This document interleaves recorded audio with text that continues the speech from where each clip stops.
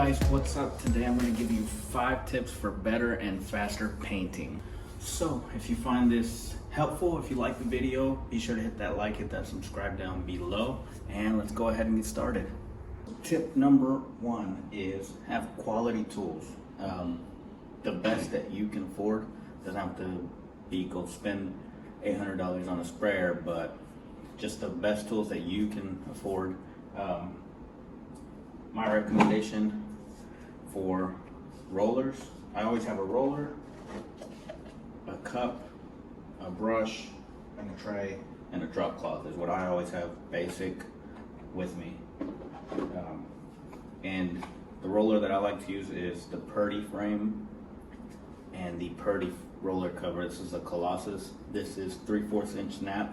They have 1/2 inch and 1/4 inch, which just means the length of the hair. 3/4 inch is pretty all around good for me, general, for different things. So rule of thumb, the less texture you have on your wall, the shorter your nap should be. So if you have smooth walls, probably like a 1/4 inch nap is fine. I do a lot of knockdown and orange peel walls, so we use the 3/4 inch, and this is around $12. The roller cover is around $8, so it's about $20 roller right here, but it's definitely worth it. Reduces your splatter, and it just makes the job a lot easier. Holds paint really well, doesn't get everywhere, doesn't tend to slide off like a lot of other ones or get full of paint to where it starts dripping. So quality tools. I always have a paint cup. These are like $2. They have a magnet on the back end that holds your brush from going all the way in. And then paintbrushes. Paintbrushes I'll use either Wooster or Purdy. Either one is really good for me. I like the all paint kind. They have some that are just for varnishes and stains, but I like to use the one that's for all types of different paints. So good brush, good cup, tray for your paint. I have this big 18-inch tray because normally I use a 14-inch roller or an 18-inch roller. I just happen to be stuck with a 9-inch roller right now and didn't bring a 14-inch. But yeah, these are great if you're doing bigger painting or a lot more painting. Get yourself a 14-inch or an 18-inch frame, and it just makes everything go by a lot faster. You can, however, with these rollers are so good that you can do a whole apartment or whole house with a 9-inch roller. It'll take a little bit longer, but I'm doing a 1-bedroom full paint with the color change on the walls, and I'm just using this, and I'm using a 6-inch for the doors and trim. So also get you a good drop cloth if you're going to be painting.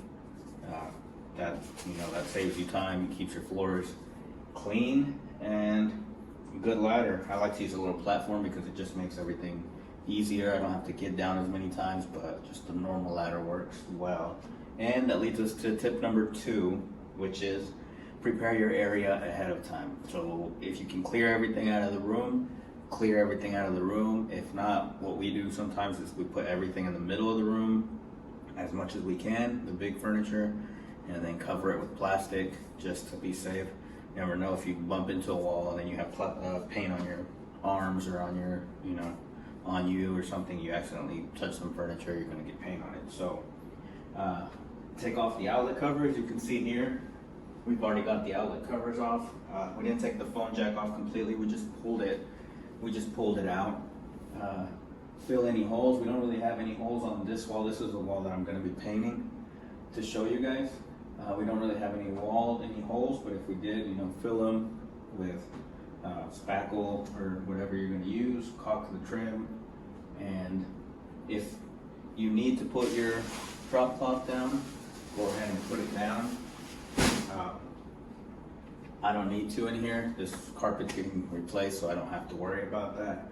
But if you do, start on one corner and then we just move it along as we roll. All right, so tip number 3 is, personally, I like to get the worst part of the job done first while you still have energy, while you're still in a good mindset before you get frustrated. So For me, that's the cut-in at the top, around the doors, the bottom. I like to do that first. Here, when I do the whole apartment, I'll cut in at the tops, then I'll cut in the bottoms, and then I'll roll after, which the rolling is pretty fun.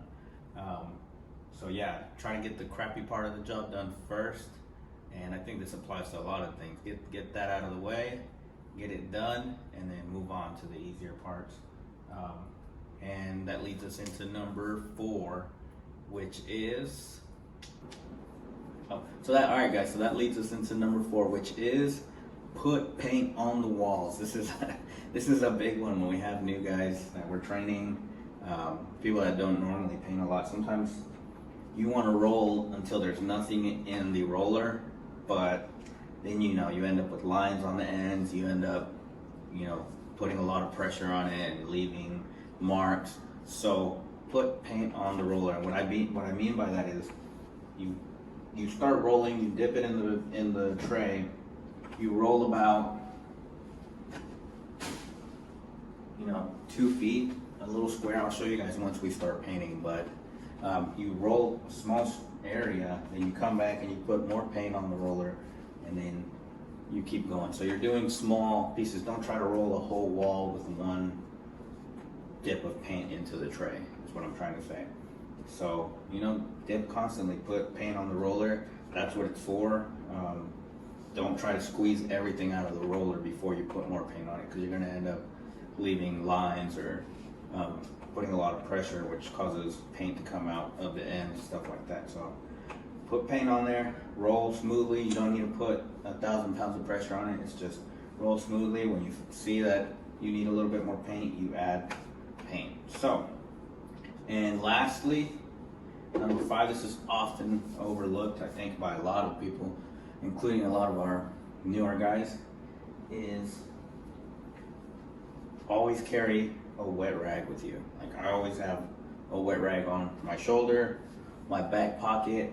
You're rolling, you're cutting in, you get a drop on the trim, you just automatically wipe it off. You get some on your arm, automatically wipe it off.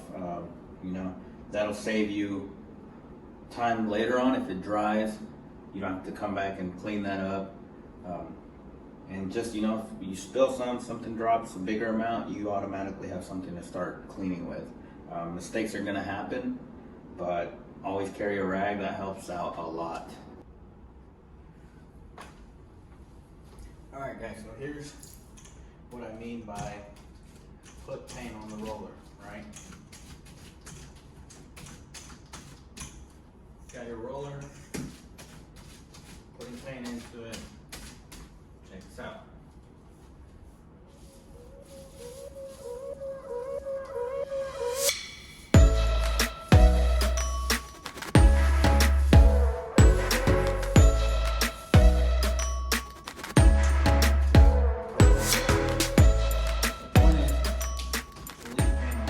Thank you guys for checking out these quick 5 tips today. If you guys want to see more videos on painting, more tips, let me know in the comments down below. And again, if this is a video that you enjoyed, be sure to hit that like, hit that subscribe down below. Let me know what you think in the comments. And as always, check us out next week. I'll see you guys.